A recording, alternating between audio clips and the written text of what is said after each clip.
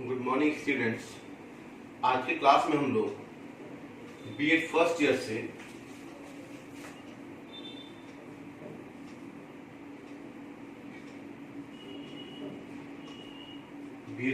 से paper C4 जिसका नाम है language across the curriculum. Language across the curriculum C4 paper का नाम है। इसके अंतर्गत हम लोग यूनिट फर्स्ट से एक बहुत ही महत्वपूर्ण टॉपिक को डिस्कस करेंगे और यह टॉपिक इसलिए भी महत्वपूर्ण है क्योंकि यह एक मनोवैज्ञानिक के ऊपर आधारित है, यह एक साइकोलॉजिस्ट के ऊपर आधारित है। क्योंकि बाल शिक्षण में या बालकों के शिक्षण में या बालकों के ऊपर जो शोध करते हैं, जो इन्वेस्टिगेशन करते हैं, जो इन्वेस्टिगेट करते हैं, उन्हीं को मनोवैज्ञानिक कहा जाता है, उन्हीं को साइकोलॉजिस्ट कहा जाता है। साइकोलॉजिस्ट इसलिए क्योंकि वह बच्चों के एक एक साइको सिस्टम को समझते हैं, एक एक उनके क्रिया को समझते हैं कि यह क्या करना चाहता है और यह किस उम्र में क्या कर रहा है। तो जिस मनोवैज्ञानिक के बारे में हम लोग आज डिस्कस करेंगे वह अपने आप में ही एक महत्वपूर्ण बिंदु है।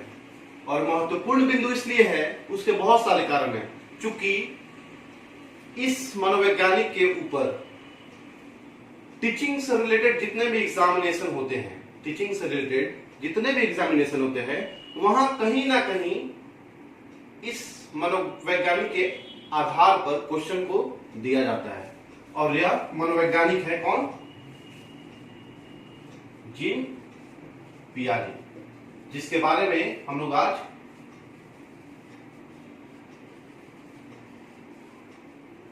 पढ़ेंगे। जीन पियाजे के बारे में हम लोगों को आज पढ़ना है। और जीन पियाजे भाषा के ऊपर अपना क्या विचार रखते हैं, इसके बारे में पढ़ना है।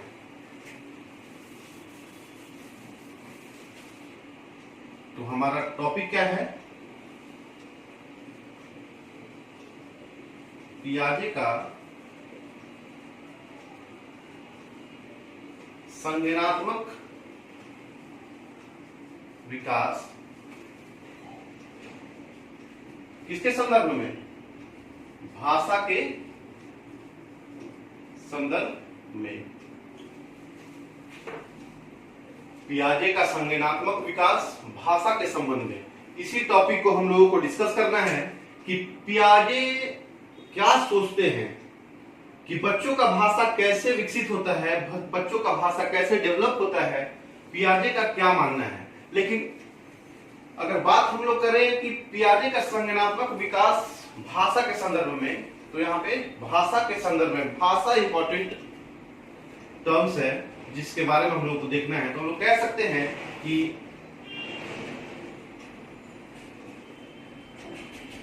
पियाजे कॉग्निटिव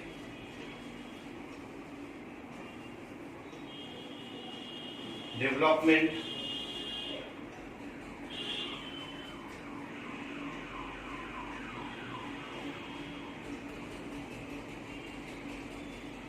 ऑफ लैंग्वेज। पियाजे कॉग्निटिव डेवलपमेंट ऑफ लैंग्वेज, अर्थात पियाजे का संज्ञानात्मक विकास भाषा के संदर्भ में। इसी के ऊपर हम लोगों को डिस्कस करना है। लेकिन इस पूरे प्रकरण को स्टार्ट करने के पहले हम लोग थोड़ा सा इसमें सबसे पहला बिंदु यह देखेंगे कि पियाजे कौन है, जीन पियाजे कौन है और उनका बैकग्राउंड क्या है। थोड़ा सा उनके बायोग्राफी पे हम लोग डिस्कस करेंगे। तो आइए हम लोग देखते हैं कि पियाजे कौन है। जीन पियाजे जो कि एक मनोवैज्ञानिक थे, एक साइकोलॉजिस्ट थे। तो हम देखते हैं उनका थोड़ा सा एक संक्षिप्त बायोग्राफी कि वे कौन थे, क्या थे। जीन पियाजे, जिनका जन्म 1896 1896 में माना गया है और उनका मृत्यु 1980 में माना गया है। कि 1980 में जीन पियाजे का देहांत हो गया था। जीन पियाजे जो थे वह एक स्विस साइकोलॉजिस्ट थे, स्विस मनोवैज्ञानिक थे। स्विस से तात्पर्य क्या है? स्विस से तात्पर्य है स्विट्जरलैंड। जीन पियाजे जो है वह स्विट्जरलैंड के एक प्रसिद्ध मनोवैज्ञानिक थे जो संज्ञानात्मक विकास पर शोध कार्य किए थे, अर्थात जिन्होंने संज्ञानात्मक विकास पर, कॉग्निटिव डेवलपमेंट, जिन्होंने संज्ञानात्मक विकास पर शोध कार्य किया था। और वह शोध कार्य जो संज्ञानात्मक विकास पर हुआ था वह एक बहुत ही महत्वपूर्ण कार्य था जो जीन पियाजे के द्वारा किया गया।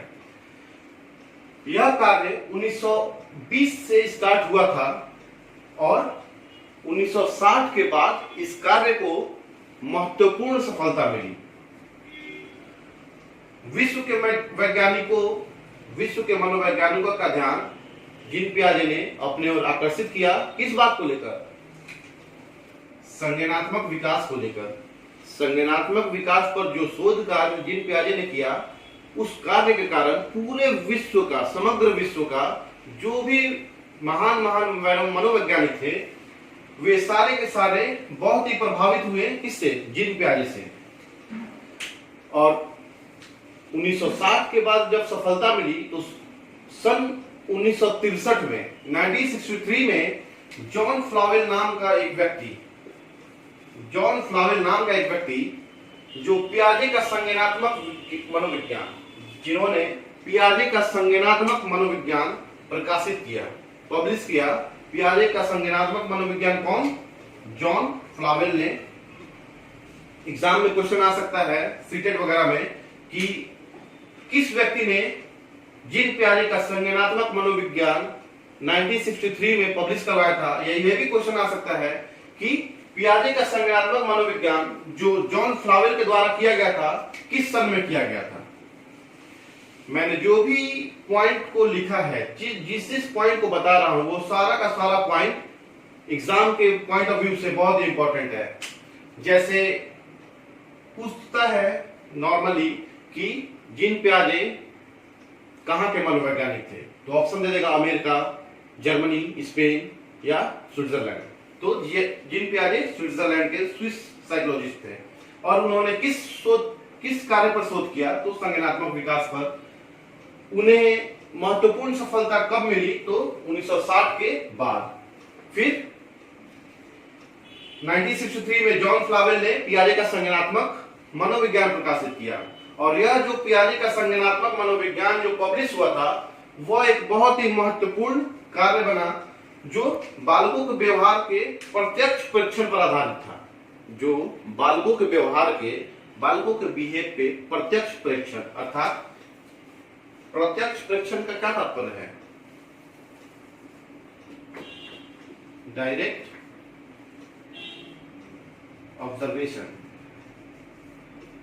प्रत्यक्ष परीक्षण से तात्पर्य है डायरेक्ट ऑब्जर्वेशन। डायरेक्ट ऑब्जर्वेशन इसलिए क्योंकि पियाजे ही वह पहला व्यक्ति थे जिन्होंने सारा का सारा शोध कार्य अपने 3 बच्चों के ऊपर किया था। वह अपने 3 बच्चों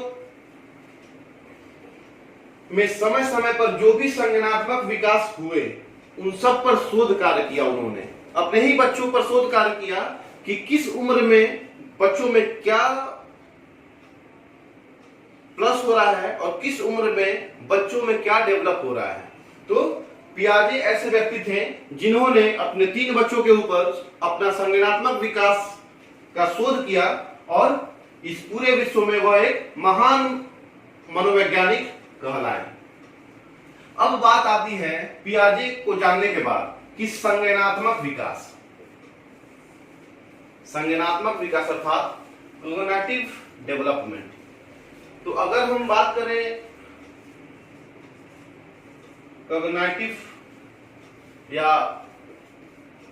संज्ञानात्मक की अगर बात करें तो इसे जानने के लिए, इस पूरे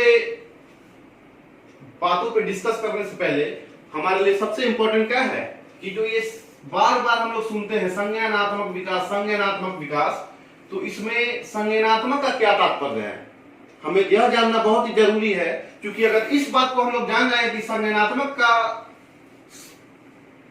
शाब्दिक अर्थ क्या है, तो यह पूरा का पूरा जो भी टॉपिक्स है जो जीन प्याजे से रिलेटेड है, कॉग्निटिव डेवलपमेंट का, वह सारा का सारा जो भी कंफ्यूजन है वह कंफ्यूजन कभी नहीं होगा। तो सबसे पहले हम जानेंगे कि संज्ञानात्मक विकास है क्या। तो संज्ञानात्मक विकास को जानने से पहले हम इसको क्या करेंगे, डिवाइड कर देंगे।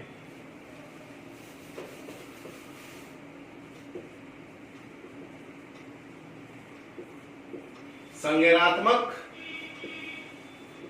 में अगर हम डिवाइड करेंगे यहां से तो क्या आएगा, संज्ञान, संज्ञान जिसे कॉग्निशन कहते हैं। और यह वह संज्ञान है जो हम लोग अपने क्लास में बार बार किसी न किसी के मुंह से सुनते हैं कि संज्ञान, जैसे कहने में बोलते हैं ना कि आपका संज्ञान बहुत बढ़ गया है, बहुत संज्ञान रखते हैं आप, तो यह संज्ञान है क्या। तो हम सबसे पहले यह देखेंगे कि यह संज्ञान है क्या। अब हम बात करेंगे कि संज्ञान क्या है, व्हाट इज कॉग्निशन, संज्ञान है क्या, संज्ञान का तात्पर्य क्या है, संज्ञान का अवधारणा क्या है, संज्ञान का अर्थ क्या है। तो हम कह सकते हैं कि कुछ महत्वपूर्ण मानसिक प्रक्रियाओं का सामूहिक नाम है संज्ञान। कुछ महत्वपूर्ण मानसिक प्रक्रियाओं का, मानसिक प्रक्रिया से तात्पर्य जो हमारे मस्तिष्क में प्रक्रिया होती है, जो क्रियाएं हमारे मनो मस्तिष्क में होती है, वह मानसिक प्रक्रिया का सामूहिक नाम ही क्या है, संज्ञान है। संज्ञान शब्द का अर्थ है जानना एवं समझना। अर्थात जब हम लोग किसी चीज के बारे में जान गए या समझ गए, अर्थात अगर कोई बच्चा है और इस मार्कर के बारे में नहीं जानता है और वह यह समझ जाए कि यह मार्कर है, तब उसको यह माना जाएगा कि वो उसके संज्ञान में यह बात आ गया कि यह व्हाइट बोर्ड मार्कर है। तो यही जानने और समझने की प्रक्रिया को संज्ञान का नाम दिया गया है। क्योंकि जब हम जन्म लेते हैं तो एक खाली डिब्बे के समान होते हैं और धीरे धीरे इस दुनिया में समायोजन करते हुए हम नए नए चीजों को रोज जानते हैं, रोज नए नए चीजों को समझते हैं। जैसे हम खुद अपनी बात करें तो एक ऐसा भी समय होगा जब हम इस पेन के बारे में नहीं जान रहे होंगे, और एक ऐसा भी समय होगा जिस दिन मैंने इस पेन के बारे में जाना होगा और यह समझ लिया होगा कि यह व्हाइट बोर्ड मार्कर है। तो इसी को संज्ञान का नाम दिया गया है कि जब हम किसी चीज के बारे में जान जाएं और उसको समझ जाएं कि यह क्या है। अब हम आगे बढ़ते हैं और देखेंगे, और दूसरे शब्दों में हम कह सकते हैं कि जिनमें ध्यान स्मरण, निर्णय लेना, भाषा निपुणता और समस्याएं हल करना शामिल है। संज्ञान से तात्पर्य यह भी है कि संज्ञान तब माना जाएगा जब बच्चा ध्यान करने लगे किसी चीज का, उसका स्मरण करने लगे, उसको याद रखने लगे, उसमें निर्णय लेने की क्षमता विकसित हो जाए, उसमें अपने बुद्धि विवेक से निर्णय लेने की क्षमता उत्पन्न हो जाए, उसके पास भाषा निपुणता हो जाए, किसके साथ हमें किस प्रकार से व्यवहार करना है, किस प्रकार से अपने भाषा का प्रयोग करना है। तो जब उसके अंदर भाषा की निपुणता आ जाएगी और समस्याएं हल करने लगे और उसके सामने जो भी समस्याएं हैं उन सारी समस्याओं को खुद से हल करने लगे, तब हम मान सकते हैं कि उसके पास किस चीज की उपलब्धि हो गई है, संज्ञान की उपलब्धि हो गई है। वह कॉग्निशन को प्राप्त कर चुका है, संज्ञानात्मक विकास उसका हो गया है।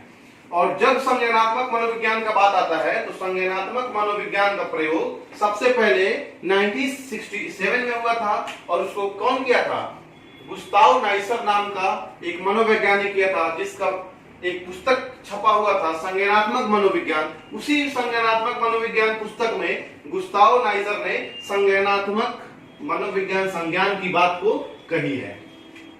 तो हम यह बात को कह सकते हैं कि जब बच्चा ध्यान स्मरण, निर्णय लेने की क्षमता उसके अंदर विकसित हो जाए, उसके अंदर भाषा की निपुणता विकसित हो जाए और वह खुद से समस्याओं को हल करने लगे, तब मान लेंगे कि उसके अंदर संज्ञान की पूर्ति हो चुकी है। और मोटे तौर पर अगर हम कहें तो कह सकते हैं कि संज्ञान दुनिया से जानकारी लेकर उसके बारे में अवधारणाएं बनाकर उसे समझने की प्रक्रिया को भी कहा जाता है। जैसे अभी मैंने जो एग्जाम्पल दिया है कि यह बोल्ड मार्कर जो है, एक समय होगा जब मैं इसके बारे में नहीं जानता हूँगा, और यह भी इसी दुनिया में है ना, तो एक समय ऐसा भी होगा जब मैं इसके बारे में नहीं जानता हूं, और एक समय ऐसा भी है जिस दिन मैंने इसके बारे में जान लिया कि ये बोल्ड मार्कर है या व्हाइट मार्कर है और इसका यूज लिखने में होता है, तो उस दिन मुझ में यह संज्ञान आ गया कि मैं इस चीज को जान गया और समझ गया। इसे हम लोग एक बौद्धिक प्रक्रिया भी कहते हैं, जो विचारों के द्वारा ज्ञान प्राप्त किया जाता है। यह एक मानसिक प्रक्रिया है, क्योंकि मस्तिष्क के अंदर यह उत्पन्न होती है तो बुद्धि से रिलेटेड है। यह एक बौद्धिक प्रक्रिया भी है। और संज्ञानात्मक विकास शब्द का प्रयोग मानसिक विकास के व्यापक अर्थ में किया जाता है। संज्ञानात्मक विकास जो कॉग्निटिव डेवलपमेंट है, वह शब्द का प्रयोग मन के जो विकास है, जो मानसिक विकास है हमारा, जो मस्तिष्क के अंदर का विकास है, उसके व्यापक क्षेत्र में संज्ञानात्मक विकास का बात किया जाता है। तो इस प्रकार हम लोग जान चुके हैं कि संज्ञान क्या है और संज्ञानात्मक विकास की बात जीन पियाजे ने किया है। तो अब हम देखेंगे कि जीन पियाजे के द्वारा संज्ञानात्मक विकास में भाषा का विकास के लिए किस प्रकार की बातें की गई हैं। तो हम आगे बढ़ते हैं और उसे देखते हैं। अब हम लोग देखेंगे कि पियाजे का संज्ञानात्मक भाषा विकास का सिद्धांत है क्या, अर्थात Piaget's cognitive development of language। Piaget cognitive development of language। तो जो पियाजे का संज्ञानात्मक है, जो पियाजे का संज्ञानात्मक विकास है, तो पियाजे ने इसे 4 भागों में बांटा है, जो हम लोग देखेंगे। तो हम यह देखेंगे कि जीन पियाजे ने संज्ञानात्मक भाषा विकास को कैसे व्याख्या किया है। तो जीन पियाजे ने संज्ञानात्मक भाषा विकास को 4 भागों में बांटा है। बालकों के विकास को 4 भागों में बांटा है। वह है पहला the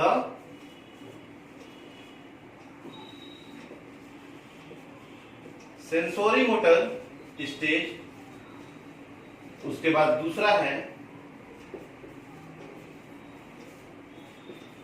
the pre operational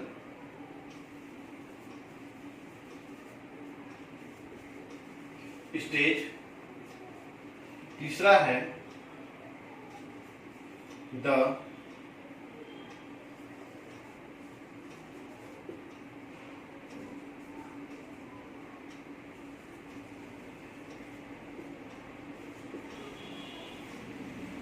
complete operational stage, और चौथा है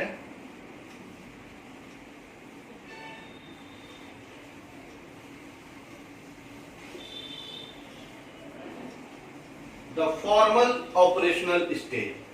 तो यही वह 4 प्रकार हैं जिसके आधार पर पियाजे ने संज्ञानात्मक विकास को आधारित किया है। पहला द सेंसोरी मोटर स्टेज, दूसरा द प्री ऑपरेशनल स्टेज, तीसरा द कंक्रीट ऑपरेशनल स्टेज, और चौथा द फॉर्मल ऑपरेशनल स्टेज।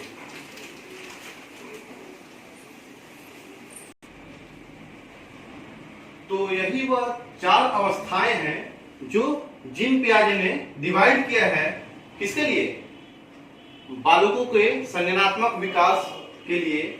और हम लोगों को चूंकि भाषा के परिप्रेक्ष्य में बात करना है, तो हम लोग अवस्थाएं के साथ साथ भाषा के परिप्रेक्ष्य को भी देखेंगे। तो पहला है द सेंसोरी मोटर स्टेज, अर्थात ज्ञानेंद्रिय प्रशिक्षण, जिसका अवस्था काल है 0 से 2 वर्ष। जब बच्चा 0 से 2 वर्ष का होता है, उस समय ज्ञानेंद्रिय प्रशिक्षण माना जाता है। और इसे क्योंकि 0 से 2 वर्ष है, तो कौन सा काल कहलाता है? यह शैशवावस्था।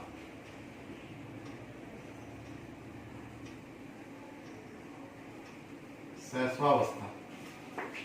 सेकेंड है द प्री ऑपरेशनल स्टेज, अर्थात पूर्व परिचालित प्रशिक्षण। और इसका जो बच्चों का वर्ष काल है वह है, यह 2 से 7 वर्ष के बच्चों के ऊपर इसको डिवाइड किया गया है। और यह दूसरा स्टेज है। तीसरा है द कंक्रीट ऑपरेशनल स्टेज अर्थात वास्तविक परिचालन प्रशिक्षण, और यह 7 से 11 वर्ष के बच्चों को इसमें डिवाइड किया गया है। और जो चौथा है द फॉर्मल ऑपरेशनल स्टेज, यह है औपचारिक परिचालन प्रशिक्षण, इसको 11 से 15 वर्ष के बच्चों को माना गया, लेकिन यहाँ 15 के आगे भी हम लोग बढ़ सकते हैं।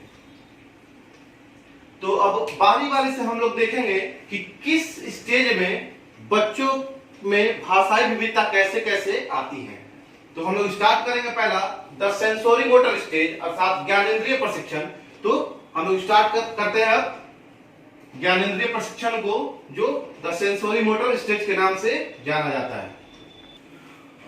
तो जो जीन पियाजे का पहला संज्ञानात्मक विकास का अवस्था है वह है ज्ञानेंद्रिय प्रशिक्षण अर्थात द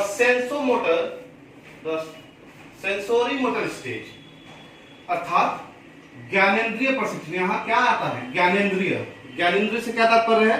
जो हमारे पास 5 ज्ञानेंद्रिय है, हमारे पास जो 5 सेंस हैं उन सेंस की बात हो रही है। तो इस अवस्था काल में जो कि 0 से 2 वर्ष का होता है, तो 0 से 2 वर्ष तक के बच्चों में जो एक शिक्षक का काम करता है वह उनके खुद का 5 सेंस है।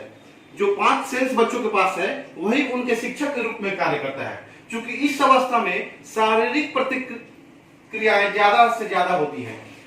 बच्चे को 0 से 2 वर्ष के अवस्थाओं के बच्चे को अगर कोई भी कार्य करना है तो उनका, क्योंकि वो तो बोल नहीं पाते हैं, तो शारीरिक प्रतिक्रिया करके ऐसा आभास दिलाते हैं कि उन्हें किस चीज की आवश्यकता है।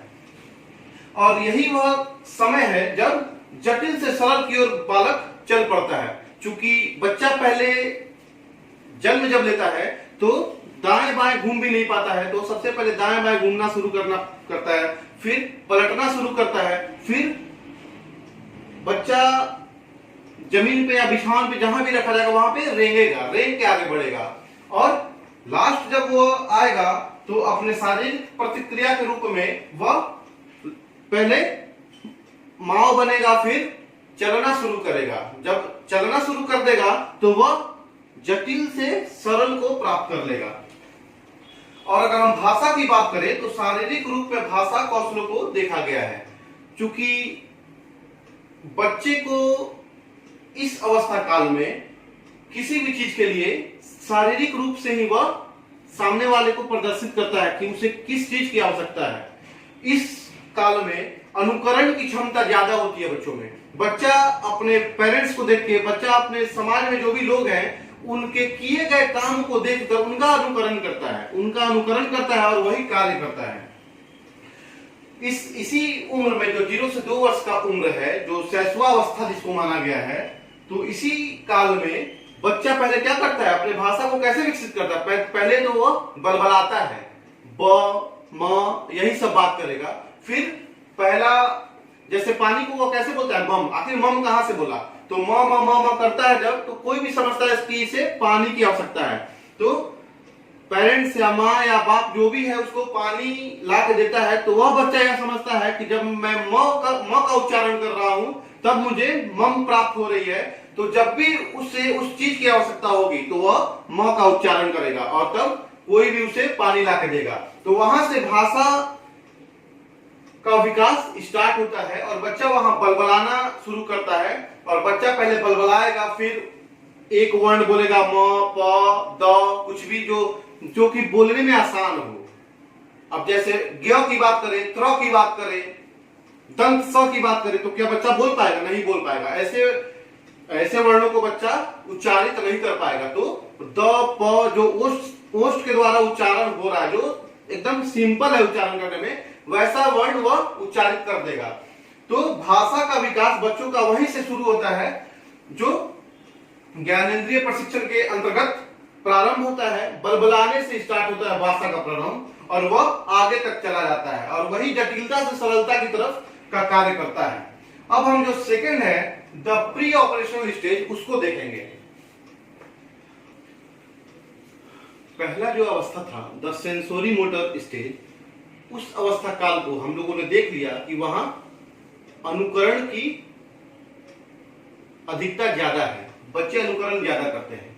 और क्योंकि वह शैशवावस्था है तो वहां पे कोई भी काम बच्चा अनुकरण के द्वारा ही सीखता है और अपने भाषा का विकास अनुकरण के द्वारा ही स्टार्ट करता है। अब दूसरा जो हम लोग स्टेज देखेंगे वह है पूर्व परिचालित अवस्था अर्थात द प्री ऑपरेशनल स्टेज।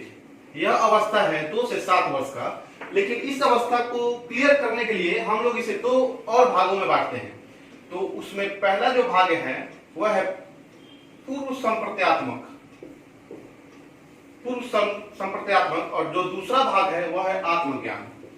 तो पूर्व संप्रत्यात्मक जो अवस्था है वह है 2 से 4 वर्ष और जो आत्मज्ञान की अवस्था है वह है 4 से 7 वर्ष को माना गया है। तो पूर्व परिचालित अवस्था के अंतर्गत बच्चों में क्या देखा गया है कि वो ईगोसेंट्रिक होते हैं, मतलब कि किसी भी चीज के लिए बच्चा सारी चीजों को अपना मानता है। किसी भी सामग्री को या किसी भी खिलौने को देखकर वह नहीं चाहेगा कि उसका खिलौना कोई और ले ले, तो वह ईगोसेंट्रिक होता है। और कृत्रिमवाद उस बच्चे के अंदर ज्यादा देखने को मिलती है, अर्थात अगर उसके खिलौने को दीवार से टकरा दिया जाए तो वह रोने लगेगा, क्योंकि वह यह समझेगा कि मेरे खिलौने को चोट लग गया। तो कृत्रिमवाद जो है बच्चों में देखने को मिलती है और उसी खिलौने को अगर हम लोग सहला दे या उसका अच्छे तरीके से उसको लाकर बच्चे के हाथ में दे तो वह चुप हो जाएगा और रोना बंद कर देगा। जैसे माना भी गया कि अगर बच्चे को किसी वस्तु से चोट लगती है तो बच्चे को चुप कराने के लिए हम लोग देखते हैं कि जो पेरेंट्स हैं, घर में गार्जियन है, उस चीज को मारते या पीटते हैं। जैसे बच्चे को अगर इस चीज दीवार से चोट लग गई तो दीवार को हम लोग ऐसे उसके सामने मारेंगे तो बच्चा शांत हो जाएगा। तो इसी को कृत्रिमवाद कहा गया है और उसमें रक्षण या अविनाशिता की भावना उत्पन्न हो गई रहती है। इस अवस्था में रक्षण या अविनाशिता की बात करें तो हम समझ सकते हैं कि किसी वस्तु का अगर स्वरूप भी हम लोग बदल दें तो वह बच्चा उस वस्तु को पहचानने में सक्षम होता है। अब हम आते हैं कि द प्री ऑपरेशनल स्टेज को जो 2 भागों में हम लोगों ने बांटा है, पूर्व संप्रत्यात्मक और आत्मज्ञान। तो पूर्व संप्रत्यात्मक 2 से 4 वर्ष को माना गया है। यहाँ क्या होता है, भाषा का विकास हो चुका होता है। क्योंकि बच्चा 2 साल से ऊपर होता है और 4 साल के बीच का होता है, तो अपने बातों को, अपने व्यवहारों को, अपने आकांक्षाओं को सामने किसी पे रख सकता है। भाषा उसमें समाहित हो चुकी होती है और वह वस्तुओं का पारस्परिक संबंध खोजने लगता है। जैसे उसे एक ही प्रकार का अगर वस्तु देखा जाएगा, जैसे हम लोग कहते हैं ना कि चांद गोल है और बच्चे के हाथ में अगर कोई बॉल हो जो गोल हो तो वह बच्चा उस चांद को या तो बॉल समझेगा या तो जो बॉल अपने हाथ में लिया है उसको चांद समझेगा। तो वहां पे बच्चों में क्या देखा गया है, भाषा का तो विकास हो चुका होता है, बच्चा बोलने लगता है, समझने लगता है बातों को, लेकिन उनके अंदर क्वेश्चनायर की भावना हो जाती है। बच्चा बिना मतलब का, बिना तर्क का सवाल पूछेगा, ये क्या है, यह क्या है, ये क्यों है, वो क्यों है, अगर ऐसा है तो क्यों है। जैसे अगर बिना तर्क का सवाल कहें तो हम लोग कह सकते हैं कि पहाड़ है तो क्यों है। अब ये कोई तर्क देने वाला बात थोड़ी हुआ। हाँ, अगर बच्चा ये पूछे कि पानी है और यह बर्फ बन गया, फिर से पानी बन गया, तो यह तर्क का सवाल है। तो इस अवस्था में, पूर्व संप्रत्यात्मक अवस्था में बेसिकली होता यह है कि अगर हम बच्चों के सामने अगर 5-5 सेंटीमीटर का 2 लाइन ऐसे खींच देंगे और पूछेंगे कि बताओ इसमें से कौन बड़ा है कौन छोटा है, तो बच्चा क्या बोलेगा, बच्चा बोलेगा कि दोनों बराबर है और दोनों 5 सेंटीमीटर का ही है।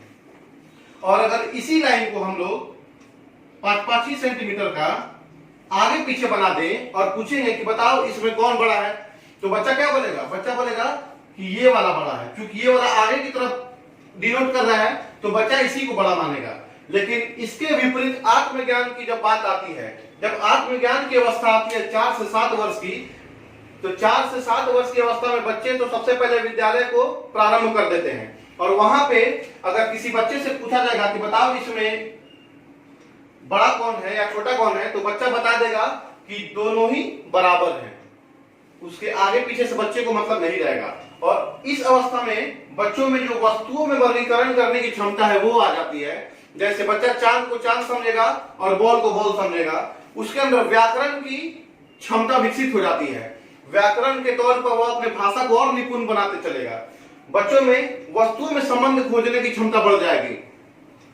तो इस प्रकार हम कह सकते हैं कि यह एक ऐसा स्टेज है जहां बच्चे अपने भाषा को सुदृढ़ करने का कार्य स्टार्ट कर देते हैं, क्योंकि इसी अवस्था में, इसी पूर्व परिचालित अवस्था में, द प्री ऑपरेशनल स्टेज के अंतर्गत बच्चों का स्कूल स्टार्ट होता है, विद्यालय स्टार्ट होता है। तो जाहिर सी बात है, जब बच्चा विद्यालय में जाएगा अपने घर परिवार को छोड़ के, तो उसके भाषा में चार चांद लगना ही लगना है।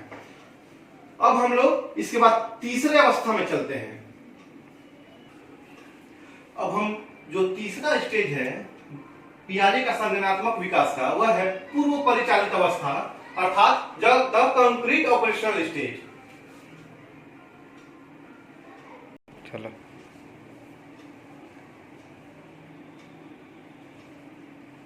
है पूर्व परिचालित अवस्था, द कंक्रीट ऑपरेशनल स्टेज, जो 7 से 11 वर्ष को माना गया है। तो यह जो पूर्व परिचालित अवस्था, इसे ठोस अवस्था भी कहते हैं। बच्चे इसमें ठोस रूप को प्राप्त कर लेते हैं। क्योंकि 7 से 11 वर्ष की बात हो रही है, तो हम समझ सकते हैं कि 7 से 11 वर्ष में बच्चे 5वीं, 6वीं, 7वीं क्लास के अंतर्गत पहुंच जाते हैं। और जब बच्चे 5वीं से 7वीं क्लास तक पहुंच जाते हैं, तो जाहिर सी बात है उनमें तर्क करने की क्षमता विकसित हो जाएगी, और वह कोई भी बात, कोई भी भाषा का प्रयोग करेंगे, वह बहुत ही तार्किक क्षमता को प्राप्त करते हुए अपने भाषाओं को सामने रखेंगे, और वह अपने भाषा के माध्यम से समस्याओं को हल करने में भी सक्षम हो पाएंगे। इस अवस्था में, जो पूर्व परिचालित अवस्था है, द कंक्रीट ऑपरेशनल स्टेज, इस अवस्था में बच्चे भाषा के द्वारा अगर उनके पास भी कोई समस्या पहुंच रही है, तो वह उस समस्या को अपने भाषा के माध्यम से उस समस्या का हल करने में सक्षम होते हैं। और इस अवस्था काल में बच्चे सिर्फ ठोस तथ्य नहीं, बल्कि वास्तविक तथ्यों का भी प्रयोग करने में सक्षम हो जाते हैं। उसके बाद हम देखेंगे कि जीन पियाजे के अनुसार इस अवस्था काल को, पूर्व परिचालित अवस्था काल को, जो 7 से 11 वर्ष का चलता है, जीन पियाजे के अनुसार यह काल पूर्ण संज्ञानात्मक परिपक्वता इस काल में संभव नहीं हो पाती है। अर्थात संज्ञानात्मक जो परिपक्वता है वह पूर्ण रूप से नहीं हो पाती है इस काल में। यह जो संज्ञानात्मक परिपक्वता है, यह कब पूर्ण होती है? यह चौथे चरण में, जब हम लोग औपचारिक परिचालित अवस्था में आएंगे, तब यह उस समय पूर्ण परिपक्व होगी।